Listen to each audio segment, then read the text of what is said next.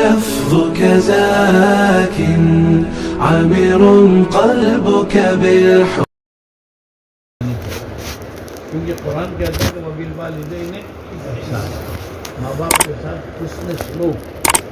ماں باپ کے ساتھ حسن سلوک کا مطلب صرف پیسے دینے لینے کا نام نہیں ہے. اصل ماں باپ کی خوشنودی، ماں باپ کو خوش رکھنا اخلاق سے، کردار سے، کام سے. آپ ایسا کام کریں کہ آپ کے ماں باپ کے روح کو تسکین پہنچے کہ میرا بیٹا امام ہے، ماشاءاللہ وہ نماز کے پابند ہے، لوگ اس سے مطمئن ہیں. میرا بیٹا مدرس ہے، وہ بچوں کو پڑھاتا ہے، قرآن سکھاتا ہے. خیرکم من تعلم القرآن وعلمہ کا وہ مصداق بنا ہوا ہے. ان کی خوشی محسوس ہوتی ہے.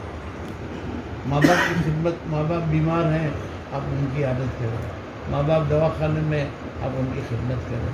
اس کے اندر میں ہم مولوی لوگ بہت پیچھے ہیں. معاف کرنا، کوئی جاہل بھائی ہوگا نا وہ ماں باپ کی خدمت کرے گا، لیکن مولانا صاحب کہیں گے ہاں میں تو کام میں ہوں، مجھے تو پڑھانے کا ہے، مجھے تو وہاں جانے کا ہے.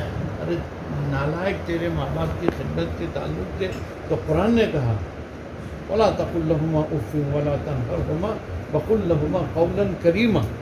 ماں باپ کے ساتھ اف تک مت کرو، ماں باپ کی خدمت کرو. جو بچے، جو اولاد ماں باپ کی جتنی خدمت کریں گے اللہ اس پر دنیا اور آخرت دونوں کھولے گا.